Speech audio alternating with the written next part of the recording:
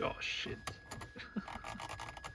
So here is the box. I thought I'd do an unboxing for you guys because you might be interested. With these cheap Android radios, there's really hit or miss.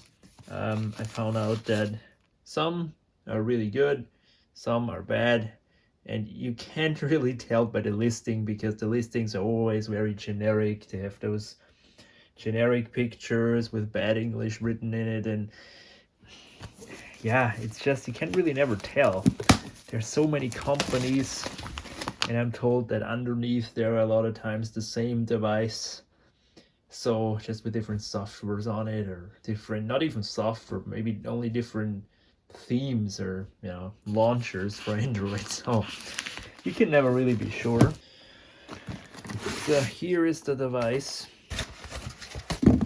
I opted for one with a button or one with buttons.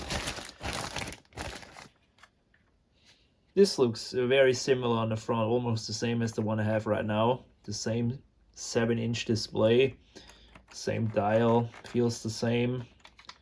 Although the buttons are a bit bigger. Menu button feels a bit cheap, but hey, it's absolutely fine. There's a difference to the old one, is it's much thinner, which I welcome. I don't need a CD drive anymore. I mean, really, who needs it anymore?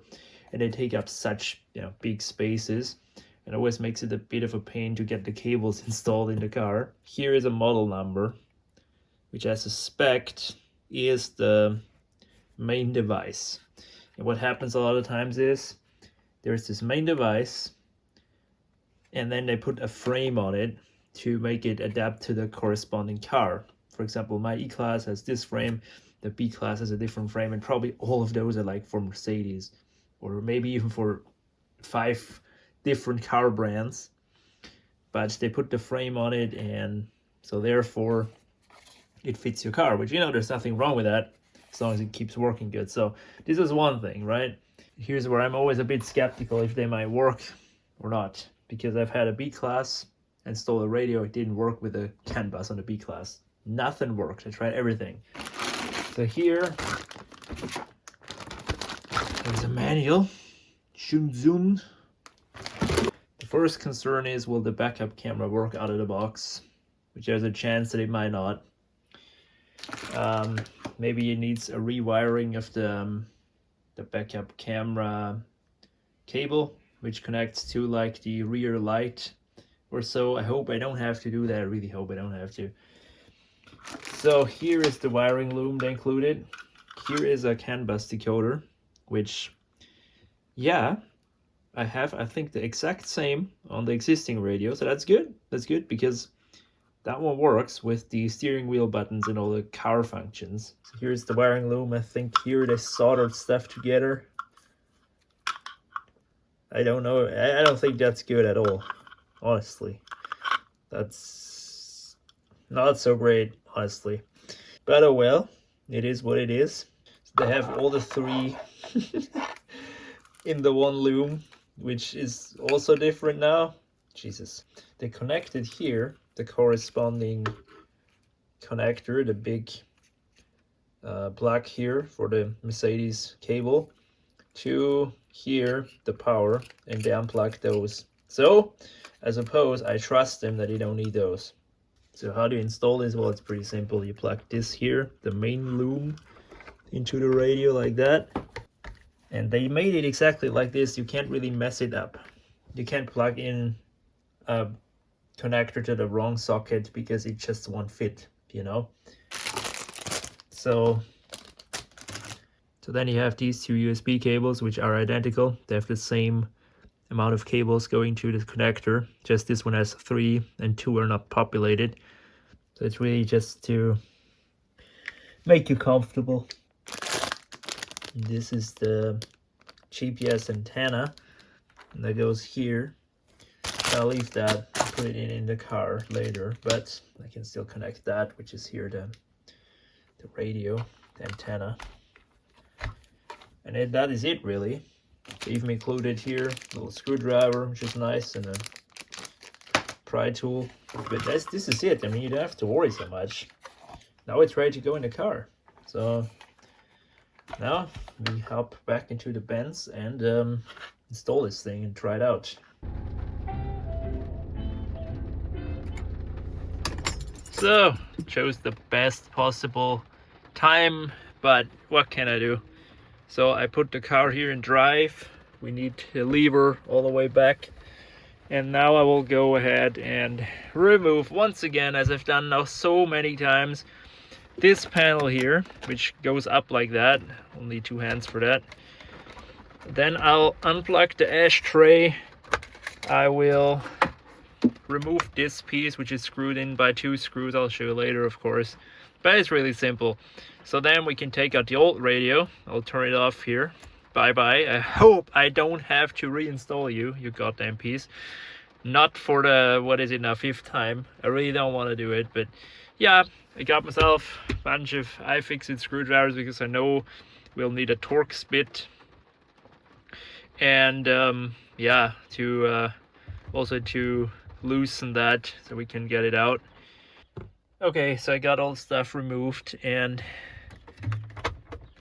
oh, it's not coming out just yet. We need some more untightening of those screws down here. So I pulled out everything, just put that to the side, and the old radio is not ready to come out just yet because I need to untighten those screws some more. And so the new radio doesn't have such screws, so I'm not sure how it locks into place to stay secure. Maybe it just clips in. So this is how it looks. Here is the quad lock plug, which also the original Mercedes radio will be plugged in like that. And I also unplugged already here the radio connector and the GPS, because I'm just gonna use the GPS I have in there right now. There's really no need to put that one in there, which is basically the same thing. So yeah, and then I hope that that works better than that. I mean, I would give this an 8 out of 10 if it didn't develop this damn problem right now. I would have kept it. You know, it's a bit slow on booting. It's sometimes locked up here and there, but for the most part I was happy. But with this problem that it developed, it just became unusable to me, especially with this annoying high-pitched noise it started doing. It just couldn't be bothered. So let's unplug the quad lock plug, and then we should be able to yank this out. So I already undid here the backup camera. As you see, this has way more connections, way more stuff than the new one. Yeah, so let me do that and then plug in the new one, see if it works. Okay, so it is booting. Yeah, it's a complete utter mess. Nothing is sorted. We got, oh shit. Oh, it's even set to German, how nice. Now we got here the camera plug, and that one is where the camera plugs in. So damn it, those are pretty far apart. Hopefully when it's all the way back I can get it plugged in. So yeah, that booted up good. That's good. It seems to be working, although there is no sound. Oh, now here we go. I mean, yeah, the radio set reception is always crap on one of these, but it's not that I listen to a lot of radio. Yep.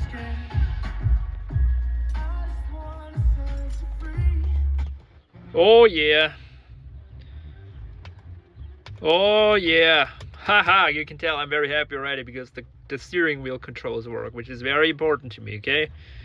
Okay, yes. So in my excitement, I forgot to plug in the iPhone cable to the USB, and I can't find it right now. So yeah, just turn off that right now.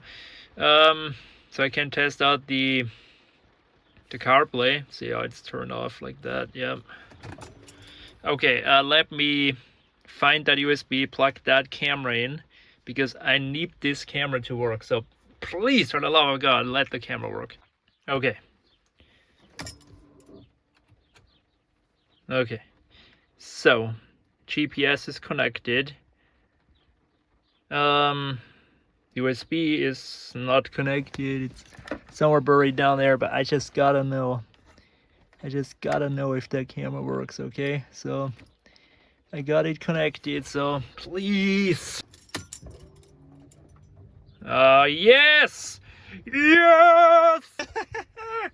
Woohoo! Yes!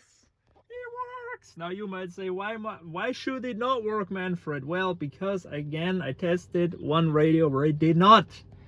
Here it does! So maybe that plug was dead or something, but I don't care, guys. I do not care. Maybe I can get rid of that. Yeah. Beautiful. Awesome! Now let's test out the, can you tell I'm excited? Now let's test out the USB. Now, where did I put that damn USB plug? Okay, so I have here Apple CarPlay going with the second USB port. It worked. For some reason here, when I plugged it in here, it said try another USB or failed in something. So it's gotta be this, which is fine. I have it hooked up here to my USB port in here, and here the cable. So okay, that works. Let's see if the sound works and all that.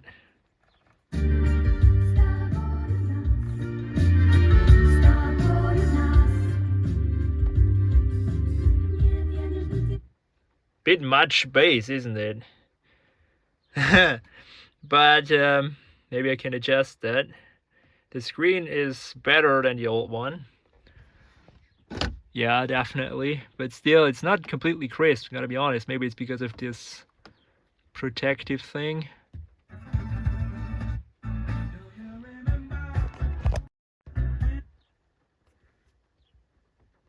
It's gone. And when I plug it in, I don't know how it works now with the filming and all that.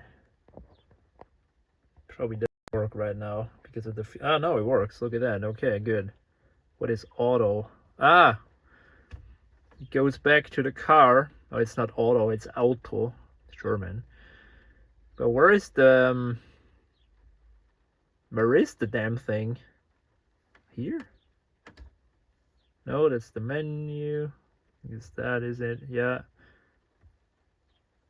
I mean, this is my most used thing, so I might try to have it here somewhere than all the way here. But what is that? Oh, you have many more options. Let's try that. Is it now gonna respring or respawn? Respring is iPhone lingo, the good old days.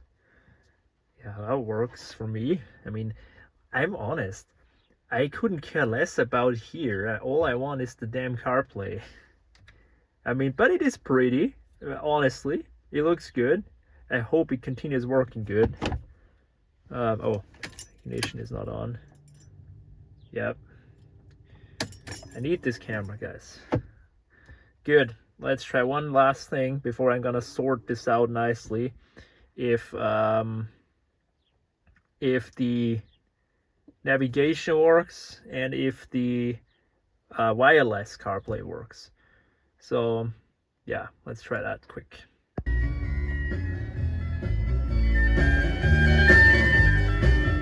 Honestly, a bit much bass.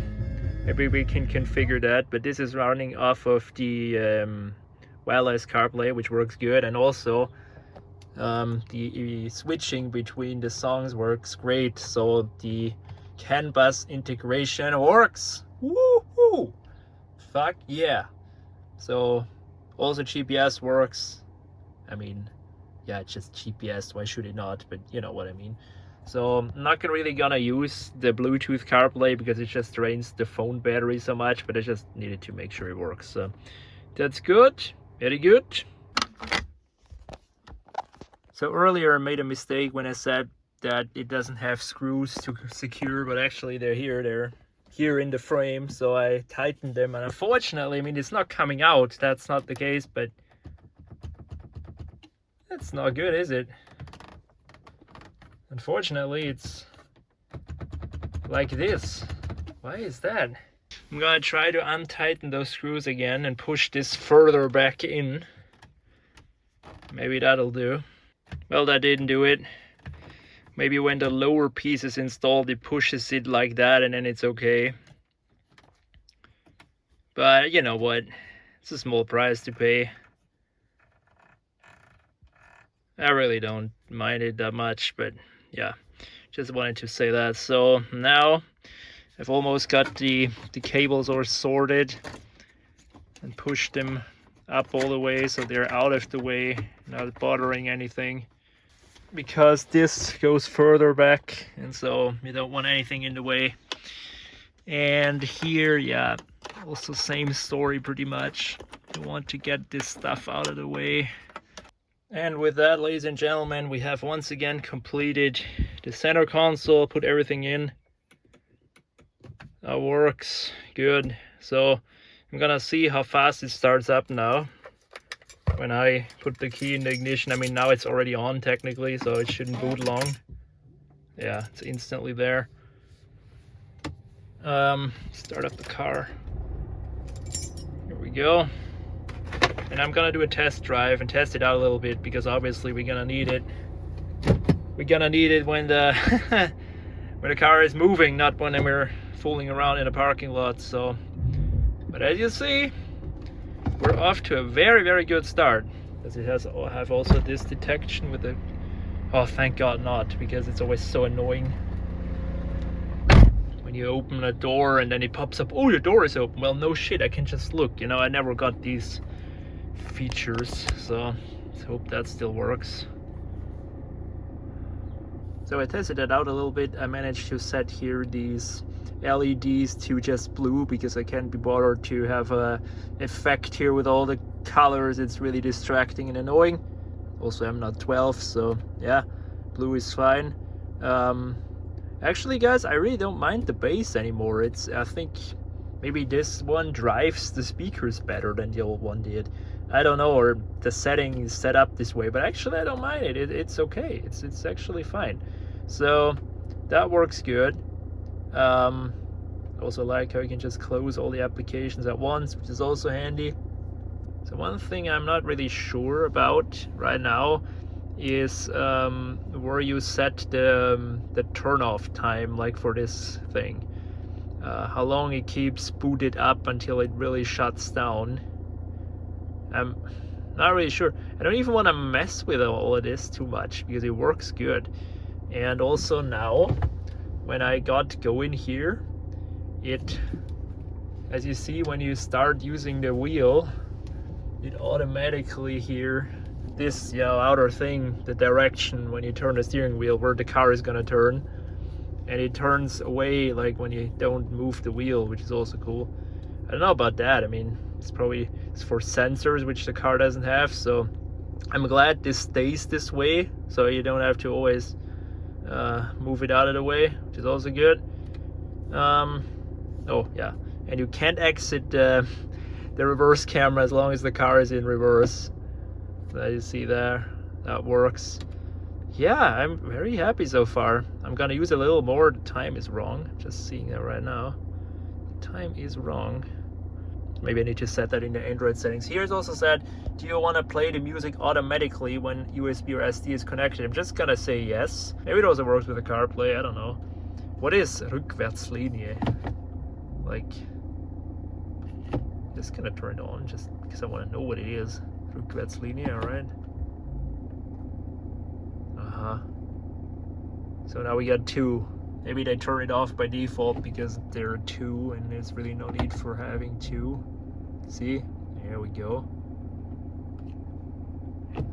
Or is that like from the camera probably itself? That could also be. I don't know, man. But so far I'm happy. I just set the time and then I'm good. Okay guys, so this is my video about here, the new Android radio. I can't remember the brand. I don't even think it matters that much. But what I like about this one is it's much faster than the old one. It works. It works. Backup camera. It connects fast to the CarPlay. I'm sure Android Auto is the same. And so I won't be using all these apps really. I never used it on the old one. So yeah, but I'm glad it works. It works good, and it seems to be a better one than the one I replaced. I'm liking the optical drive, no DVDs, no CD, but you know what, that really doesn't matter. And so yeah, as you see, it's not hard to do. You should definitely give it a shot, because you know, it just makes the car so much more useful with all these features. So yeah guys, hope you could learn something from this video, and if you have experiences with upgrading your old Mercedes or any other brand really, feel free to share. I'm curious, because again, the experiences, they vary from very good to super bad. So I hope this one lasts longer than that one, because that one, where is it there, it lasted 2.5 years. I mean, that's not good. So let's hope that one lasts longer. With that said, this was my first impression. It works really good. Hopefully it continues working this way. It doesn't crash, it doesn't develop some issues as the other one, the old one. And so guys, thank you for watching, and I'll see you in the next video. Bye bye.